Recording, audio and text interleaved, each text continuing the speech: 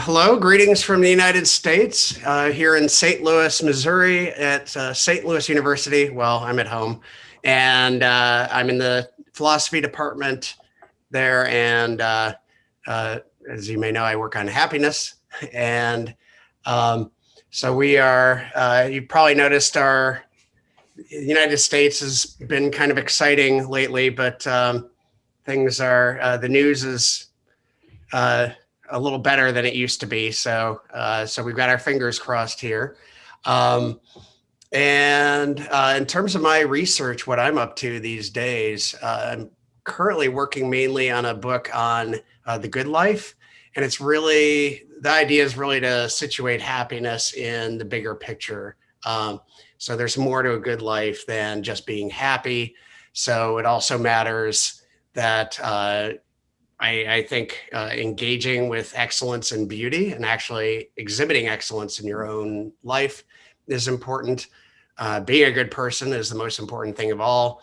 And so just kind of thinking about how all these things fit together and really how we get our priorities in order.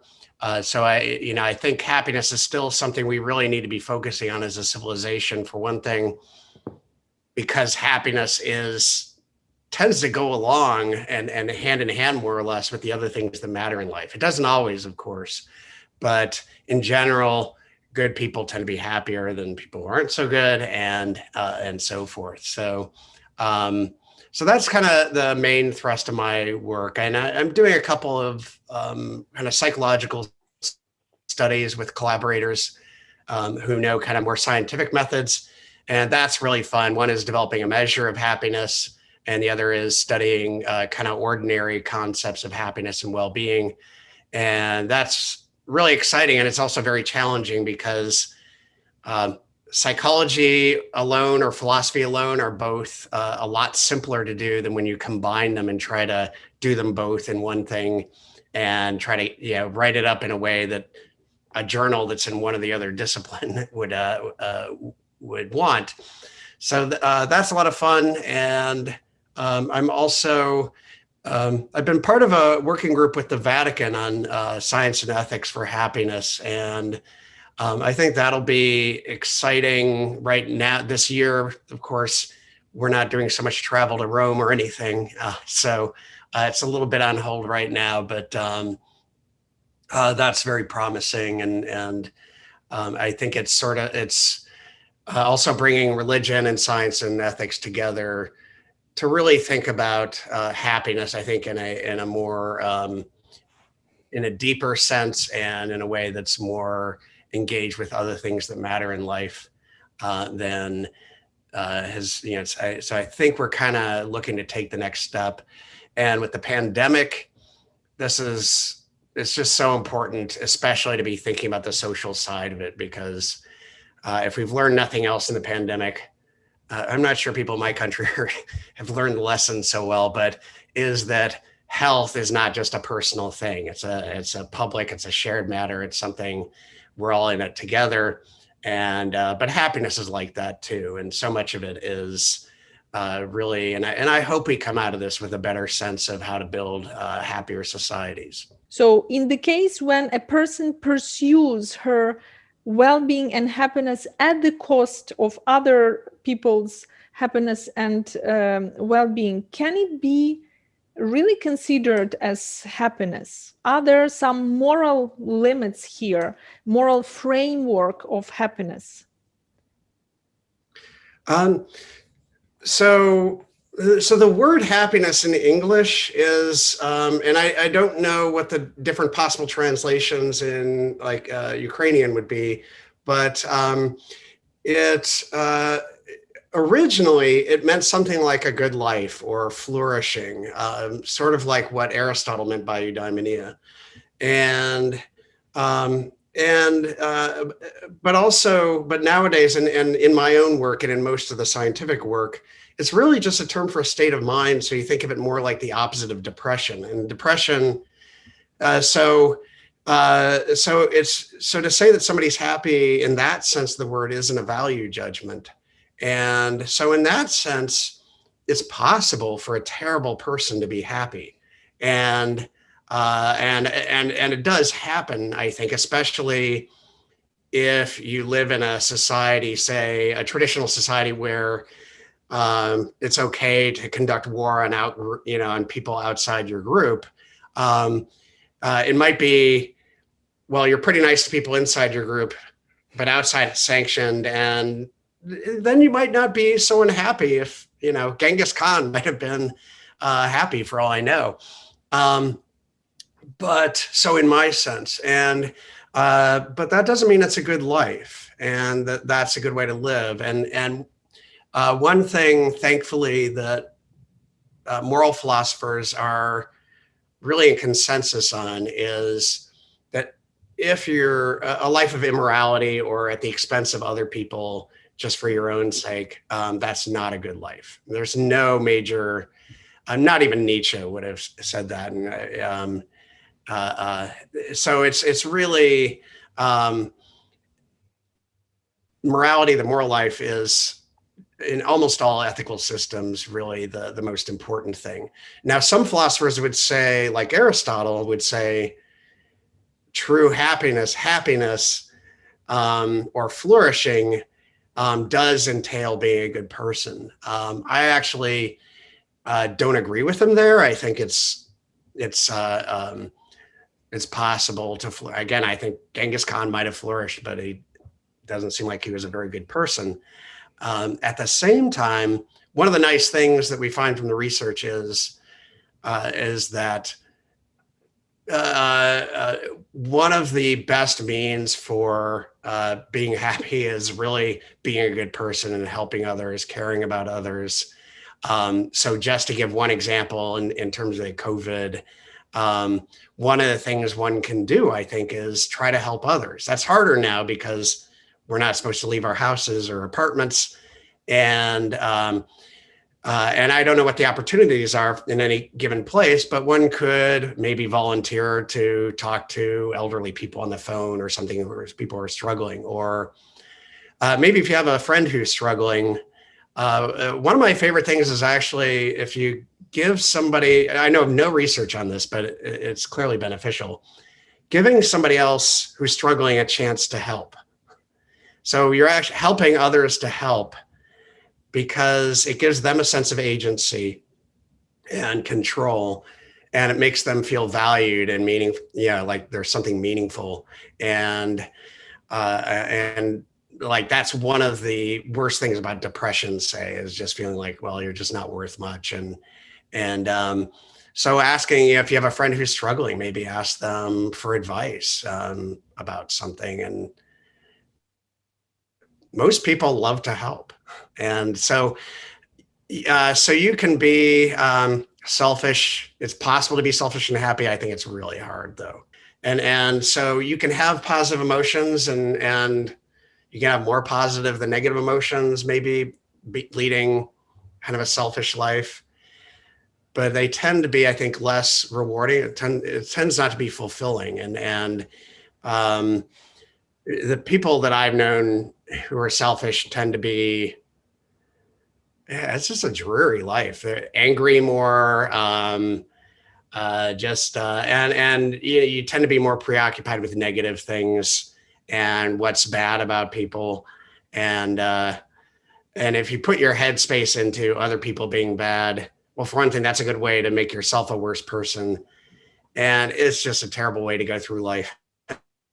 Like, so you don't want to turn a blind eye to when people are doing bad things, but I don't think it's helpful to dwell on other people's deficiencies. And what about happiness, the feeling of happiness and values which underlie the understanding, the interpretation of the good life in people of different age?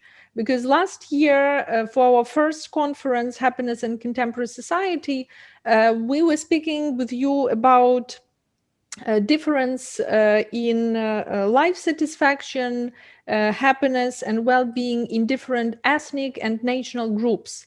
And what about difference between people of different age? Because you see that last year we made a research. Our team made such a sociological study on the impact of quarantine restrictions over people of different age. And we found out that the most vulnerable was the group of 18, 22, 23 years old. And the happiness of more mature people like 45 and 55 years old, these people had the most sustainable happiness. So even though there were some discomfort due to quarantine, probably decrease in income and so on and so forth, but still they report about happiness. They say that, well, despite all of that, I'm still a happy person. And younger people, they are more vulnerable and their happiness is more dependent on external circumstances. What can you say about this observation? And maybe you have some other ideas. Well, it sounds like you've studied it more than I have, actually. But I haven't followed closely the research on happiness over the life cycle and age. But the most common, so one thing is, in general, it's not clear that there's generally huge differences, systematically across ages, but traditionally, I think that's changing fast. So there's been a lot of talk in the last decade or two about that maybe happiness is U-shaped over the life cycle, so that you're happier when you're younger. You kind of hit bottom, maybe around my age, middle age, or a little bit before, 40s, 50s, and then it goes up as you get older. But there's debate about that and whether whether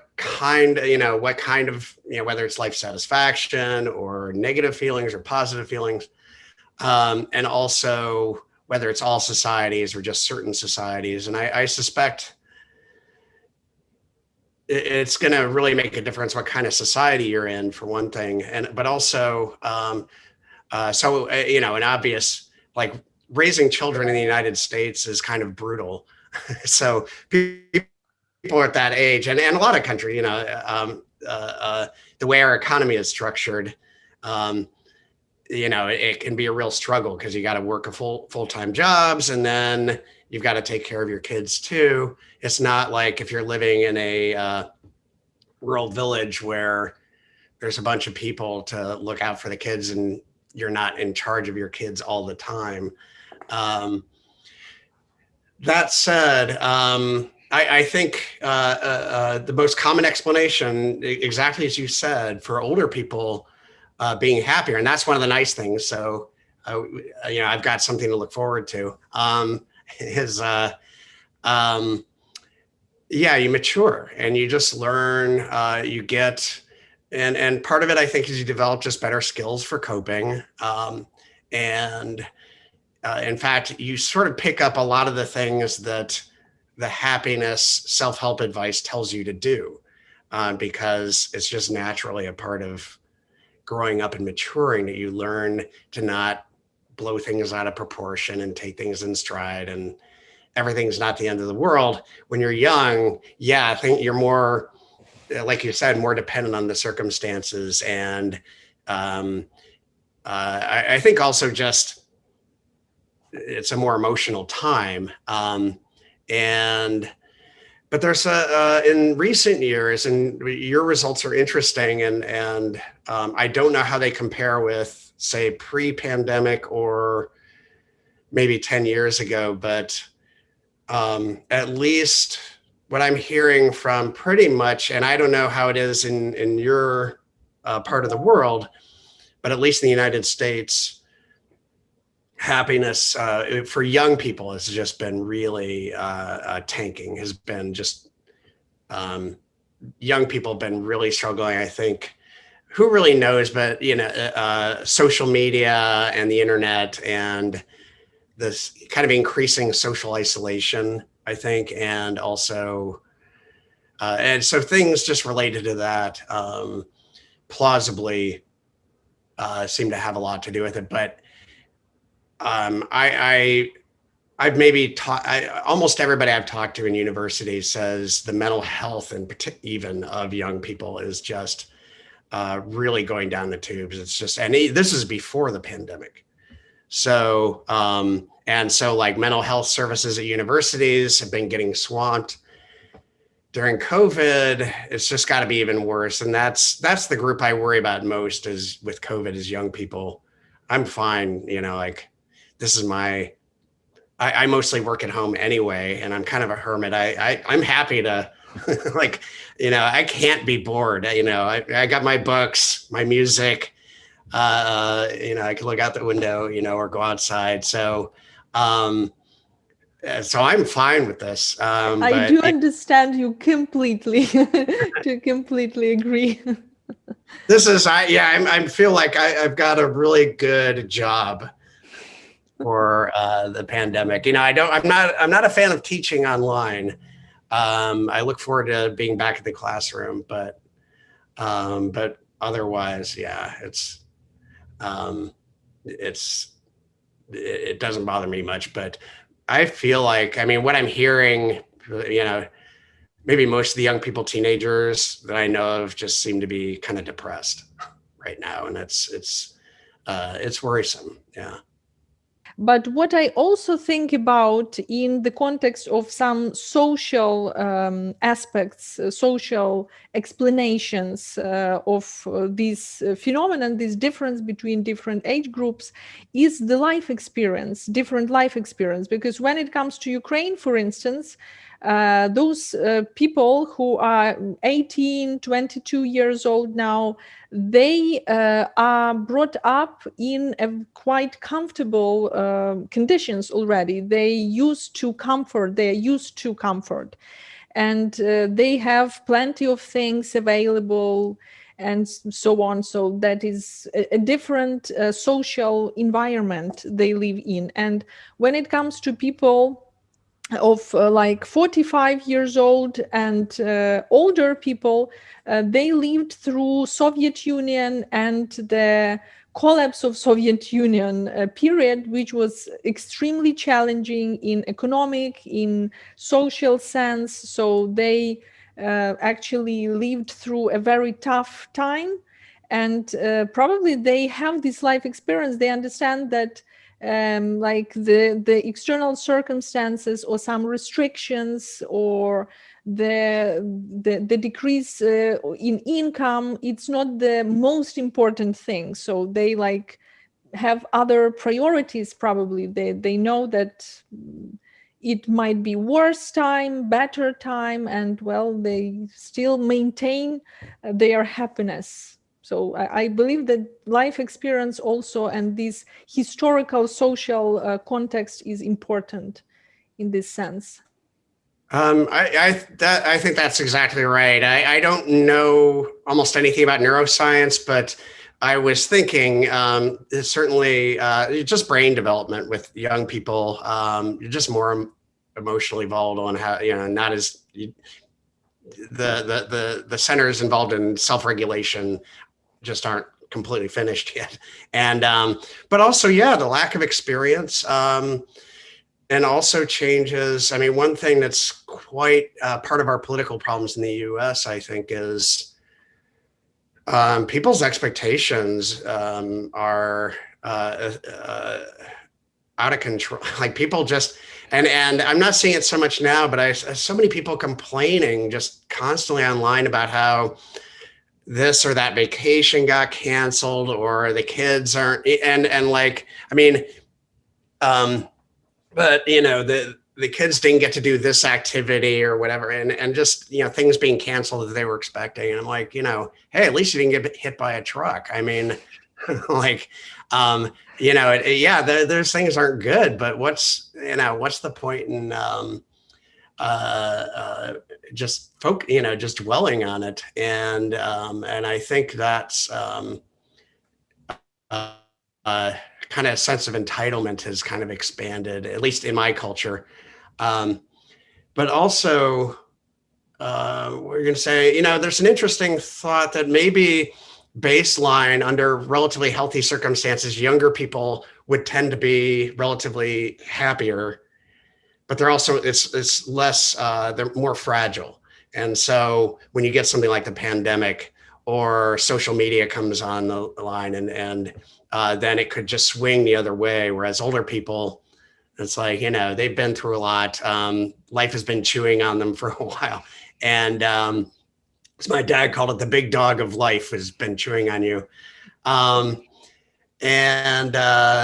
thing that I would like to study, there may be research on it, but I'm not aware of it, is whether the kind of happiness people experience and also what they value also changes. So when you're younger, you might value kind of what you might call like cheerful type happiness, the high arousal, excitement.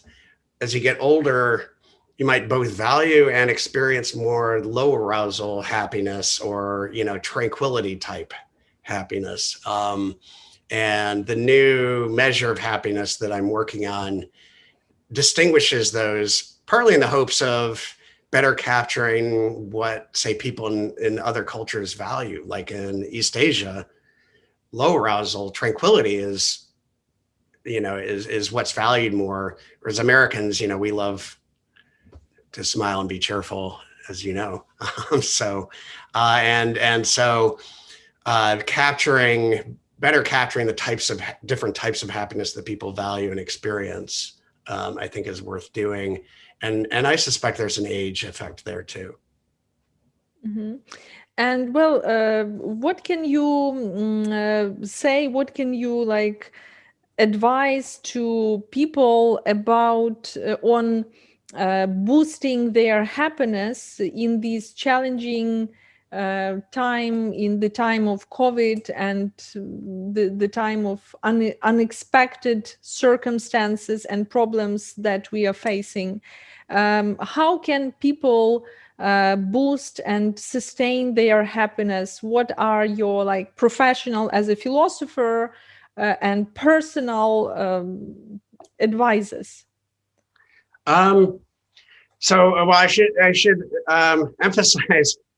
So I know a lot of research on happiness, but advice is not part of my expertise. And generally, I tend to focus more on the philosophy side of it. But I do a lot of work with psychologists, and you can't work in this field and not think about these things. So I guess the first thing, and that's a really good question that I hadn't put enough thought into, but I've been the last couple of days thinking about it a little bit more. So the first thing is the effects of the pandemic are so different on different groups of people. So for me, on the downside, I guess I'm as busy as ever, so I don't get it. But on the other hand, at least I'm as busy as ever and I'm not unemployed. But if you're out of work and you're afraid of losing your apartment or home, that's going to be really tough. If you've got young children at home who are attending school through the internet, boy, God help you. I'm so glad my kids are old enough. I've got teenagers, so they can pretty much take care of themselves. And then also, a lot of people are depressed, and depression there's a lot of things you can do, and it's treatable. But usually, it's worth talking to a professional about it if you have the resources. And also, it's kind of a tricky thing because part of what depression does is it saps your motivation. And so the things you could do to help, it's hard to really get the motivation to start meditating or exercising if you're depressed. But then it also doesn't help to beat yourself up if you're not doing those things. And that just makes it worse. But if you then make depression can become an excuse for not doing these things. That's a really tough nut, but there are things you can do. And look, I mean, this sometimes in life, well, for one thing, I think we can I think life is a really good thing for the vast majority of the time, even when we're not happy. I think most people aren't happy. There's absolute misery, and depression can make a period of life truly horrible. That said, okay, so on the more positive things, I mean, just simply like just physical things like exercise, getting out in nature. One thing is there are a lot of people who have been able to be quite happy in solitude and seek it out. But usually they have a lot of connection with nature. Thoreau went out and lived in his cabin in the woods. Now he actually did go visit friends, but it was in the woods. It wasn't in a really nasty cement, apartment with hardly any windows, or so if you have access to that, or parks or something, are able to get outside. Now, I also realize in Ukraine in the winter, I'm not sure. You guys are a little tougher with cold temperatures probably than we are here, but getting my daughter to go outside in Chicago in the winter is not easy. Other things you can do. So I think finding ways to make your daily routine more meaningful, and feel worthwhile. So if you have the time, again, if you're homeschooling kids, you may not have a lot of time for these things, but if you can learn a new skill like a language or an instrument, or even an easier thing you can do is just cultivate your own capacity for appreciation. So immerse yourself in art, music, literature, maybe learn more about that.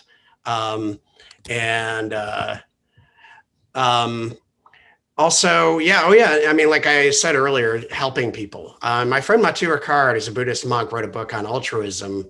I don't really like that word, and it sounds like it's just sacrifice, but it's a wonderful book about just how compassion and caring for others, getting out of your own head, your own problems, is just one of the best things we can do. Mind training, and on that note, mind training and meditation is one thing, but it's not necessarily for everybody. I mean, I just know people who it doesn't matter what you say, they're just not going to do it, but meditation can be very helpful, but just other things to cultivate better mental habits. And a lot of the things you may have heard about, like gratitude, cultivating more optimistic ways of thinking about things, or positive, or a sense of acceptance when things don't go well.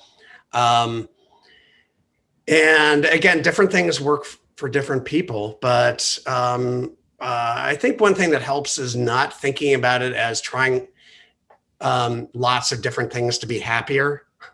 And generally, it's not just one thing, it's different things. I think thinking of it more as just trying to be more the kind of person you want to be, develop yourself into, just because like gratitude, people often talk about it like it's just a trick for being happier, but it's just worthwhile. It's a good thing to be grateful for, like, and we don't want to be ingrates, and so cultivating gratitude is just a worthwhile thing to do anyway. I guess the last thing I'd mention is, especially with all the technology, is being mindful of what we're doing with our attention, where we're directing our attention. And so many people, I mean, it's so easy, and I do it too.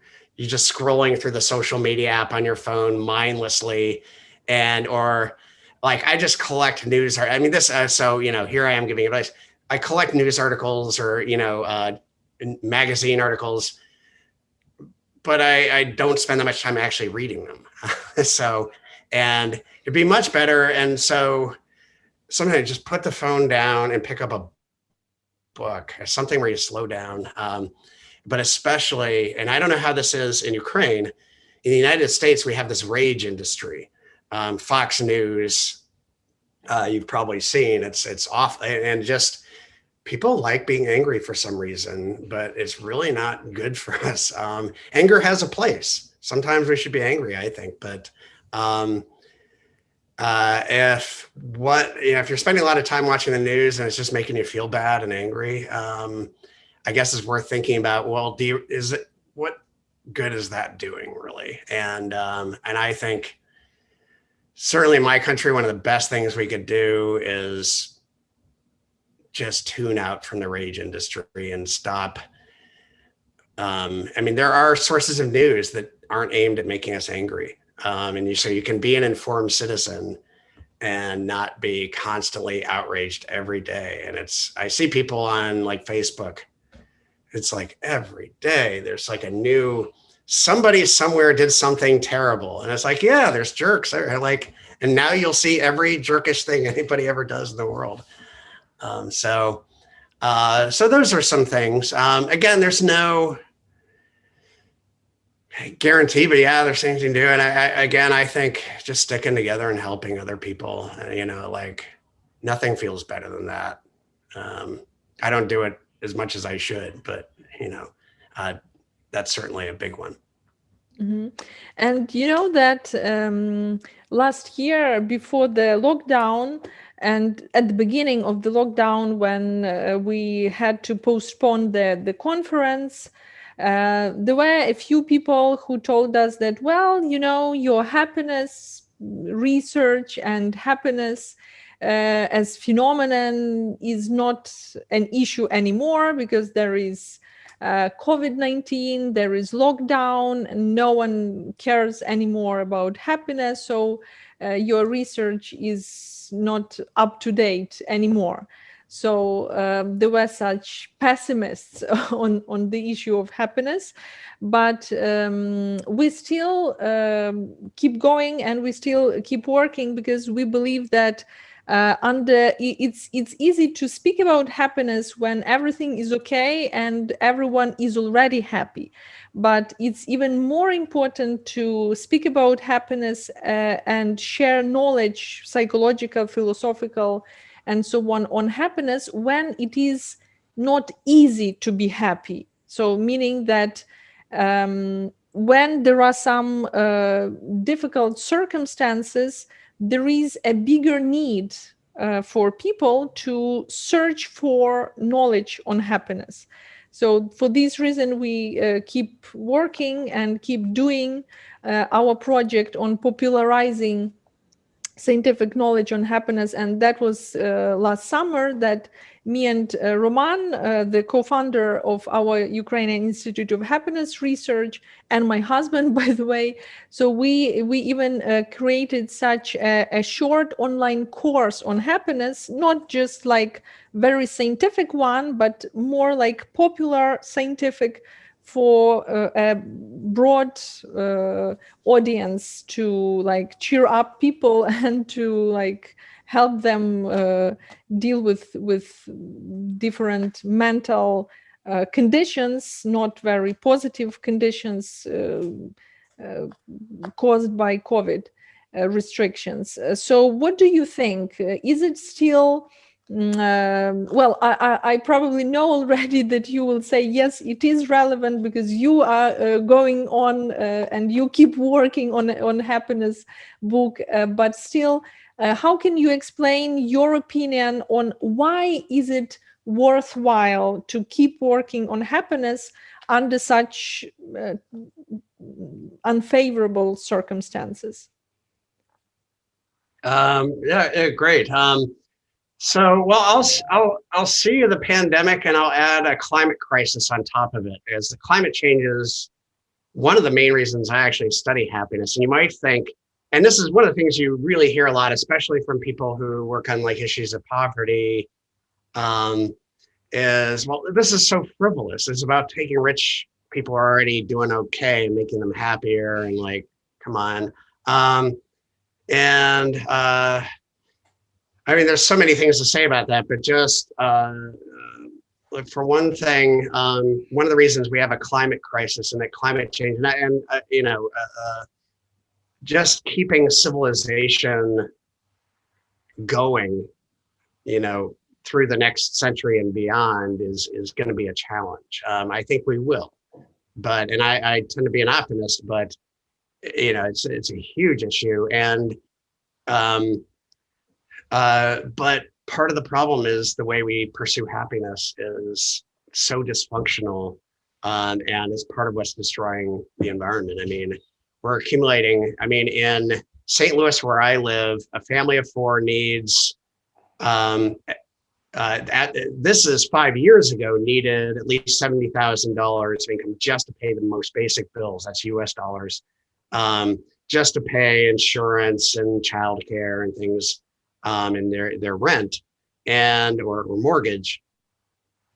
And at the same time, their ecological footprint, and you don't really have much choice in this, is like 50 or 100 times what it traditionally was over human history. And mental health wasn't doing great before COVID. Social distancing was already a way of life in the United States. It's just, we're doing it more extremely. But now kind of a little bit more. So anyway, so I think having a better sense of what we really need to be happy, which materially isn't that much, it's more other things, might help us with the environmental crisis. With COVID, even more, well, for one thing, one piece of advice I have is for being happier is to have, before the pandemic, done mind training and meditation and things and developed skills for happiness, because there's something to my friend Mathieu Ricard's claim that happiness is a skill. I don't 100% agree with that, but it's certainly part of it. And so learning to be, I think we need to learn to be more resilient for dealing with these things, but we can learn it now, and especially people who do have the time. Some people have a little bit more time on their hands, and this might be a time to learn those skills for resilience.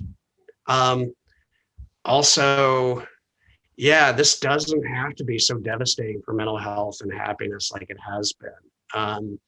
I mean, there's no way that when you're locked down and people can't get out and be together physically, there's no substitute for being physically face to face. I mean, that's just, so, this isn't the same as being in the same room, even with screen, but let alone, texting on a phone. That said, we can find ways, and there's going to be future pandemics, and this isn't going to be the last thing we have to deal with. This is an opportunity for us to figure out how to build more, resilient well-being, where we can do okay even when things are really rough. And it is going to be challenging. I mean, climate change is going to make, food's going to probably going to get more expensive. There's going to be a lot of migration that people are going to have to deal with. Ukraine and Russia might not have as hard a time. I don't know, because some places might not do so bad being a little warmer, but in a lot of places anyway. So we need to be more resilient. And I think also, and one path to resilience is seeing how important building community and relationships is, and nature is a respite that is all the more valuable now than it ever was before, because it's one thing where we can just get out of the room and at least be out in the trees and with the birds. And so yeah, I think that's and just one thing we can do is in the schools, teach children skills for flourishing, and get them used to the idea, and also just thinking about what's important in life. We don't, you don't have to indoctrinate kids, just get them thinking, ask them what really matters. Is it really making a lot of money and being popular are the most important thing. And I think just so, yeah. So yeah. I mean, naturally, I'm not selling books that, I don't make my living selling books. So, um, but yeah. So naturally, I think happiness is still an important subject to study, but I actually think it's more important than ever now. I mean, we've got a happiness crisis on our hands. And we need to figure out how to deal with it. Mm-hmm. And even a simple thing, I've seen so many people who, like their values are pretty, they understand that at some level, they understand that family is the most important thing and happiness is more important than money and status. But the culture they don't think the culture gives them permission to talk about anything else. My dad had a student once who he was a college professor, and a student, what do you want to do for a living? And he said, I want to make a lot of money. And my dad's like, is that really what you want? And eventually he came out like, no, it's just, if I say anything else, like I want to do something worthwhile, or, then people think I'm soft, or, people just make fun of me. And we've got to change that in the culture so people feel like they have permission to care about the things they actually care about. I think that's a wonderful thing that you're doing, and especially building international dialogue is we still need a lot more of that. So that's okay. Thank you very much, Dan, for this very interesting conversation.